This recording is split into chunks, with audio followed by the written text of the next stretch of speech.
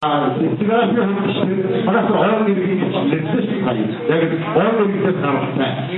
Одоо энэ чиглэлээр ядуу бүрэн цугтай системийн юу яагаад чи зориуд одоо анхаарч одоохондын бүсгүйд юм уу? Тэр гаргаж үзлээ хайгаад байгаа зүйл хамтар хэлсэн бодохгүй юу?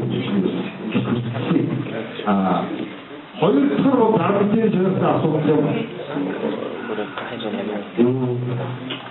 Өнгөрсөн оны 11-р сард солонгосуудын санаачлагаар Алтай энэ одоо соёлын форум болсон. Тэр форумоос нэг шийдэл гарсан.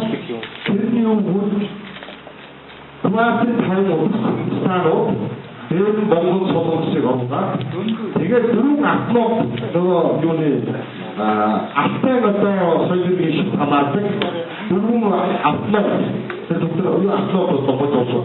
Тэр доктор Кореяг оруулаад ингээд ийм дэлхийн одоо Алтай соёл эзэлчих холбоотыг Монгол зохион байгуулалт яа. Энэ бол одоогийн 26 зохион байгуулалт болно. Алтай соёлын чиглэлээр одоо форумыг одоо эзэлчих чиглэлээр болно. Тэгээд хоёрын дэлгэцээр ирээд явна. Монгол үндэсний хороор одоо байгууллаа. Энэ яваатай гэж юнеско бүтэц чиглэлтэй нэгэн одоо хэмжиж ийм холбоо юм байна. Алтай одоо чиглэлээр. Тэгээд дансан бол хаттай зүйл харуулж болох гэж. Тэгэхээр энэ суулт ягууя цуглааны чиглэлээр харуулж солонгосоо Сега одоо холбож өгөөд ингээд 20 брэдтэй ч юм уу Алтай одоо чиглэлээр холбож өгсөн энэ одоо чат хийсэн болчихсон зүйлтэй одоо мэдээж хайчгүй танахтай ингэж бүсгүй хоёрдугаар энэ форумс болцоо хийгээ оролцож энэ өдрөө бүгдчлээ яасан энэ асуудлыг шийдсэн байгаа яг өөрөөр хаана хэлэх юм шиг холбоотой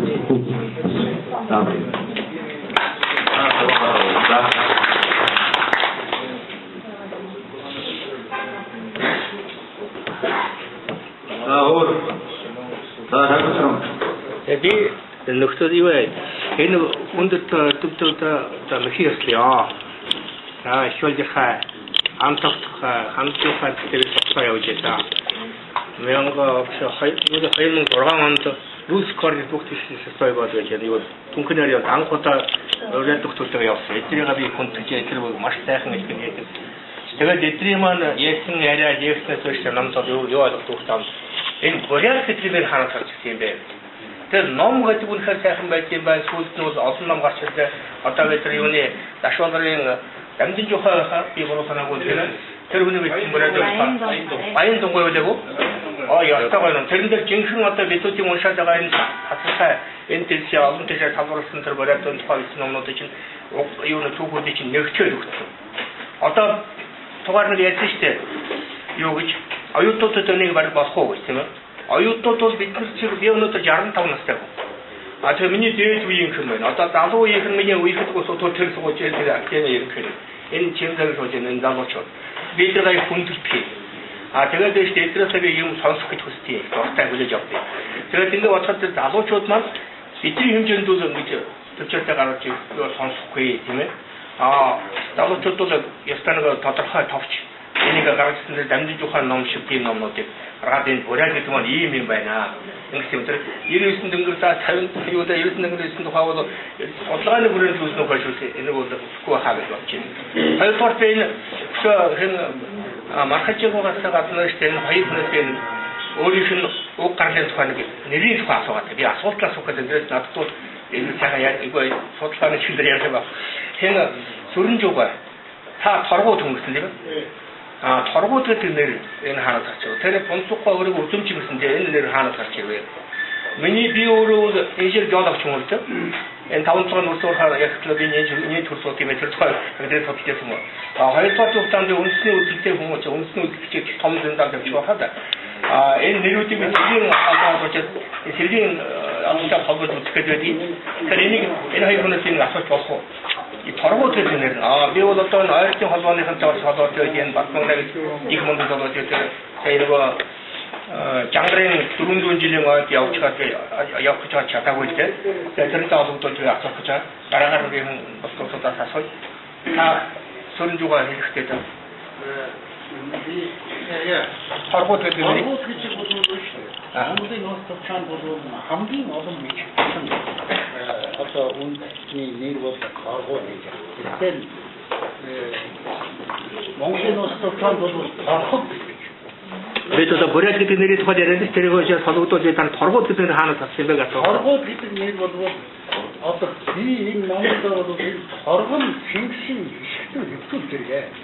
Яасан гэдэг. Хан ер нь нэмэгдэх зохион байгуулаад тэрний 10,000 зэрэгтэй хэвтүүл ишгтэн зэрэг зохион байгуулахад 8,000 торгууд бол Хэрээдийн Ван хааны хойчлоо.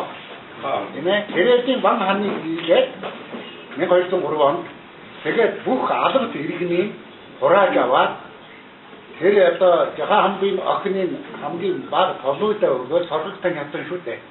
Энэ Монголын түүхэнд агуу их дөрвөн хаан дөрвөлсөн соргогтан хятад бол манай торгуудын дээд болно. Тэгээд энэ луу алтан тогтод бол торхол гэж үгчдэг. Монголын нууц товчонд торхол гэж үгчдэг. Торгуудууд бол гурван нэрээр түүхэнд үлдэж иржээ. Хэрээдүүд халимгүй торгууд гэсэн ийм гурван. Хэрээдийн Ван хаан бол манай одоо дээд удам язгуураа. ийм л байна. Хараад байна. Тонцоггүй таны үзүнчин гэж аюулгүй ичээ. Энэ үзмчин гэдэг нэрүүд 16 дугаар зуунаас хойш торгуулжуудад гарсан юм байна.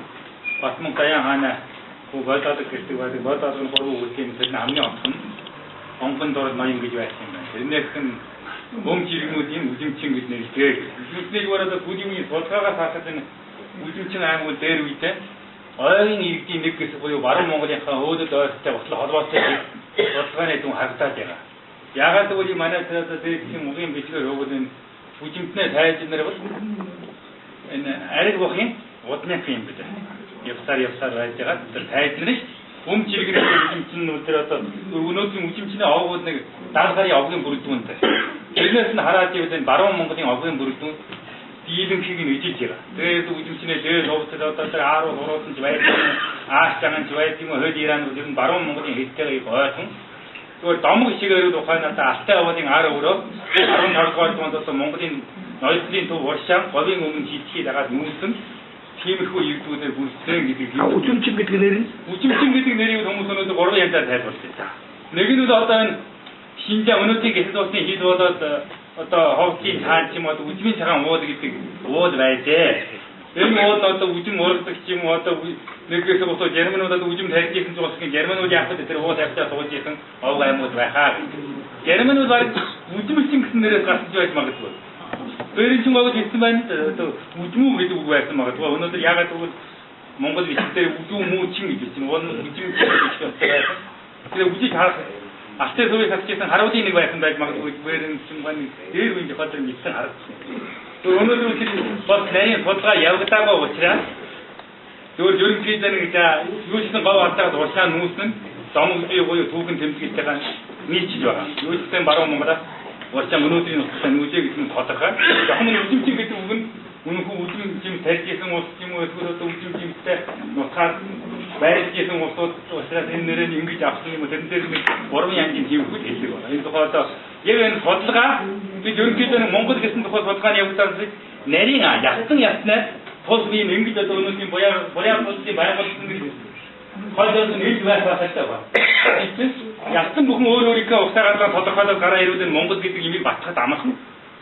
Нэг юм учраас өнөөдөр үзмчин соёлын дэмжих саналчлал бас байгуулагдсан гэсэн нийгэмд хэрэгжүүлсэн.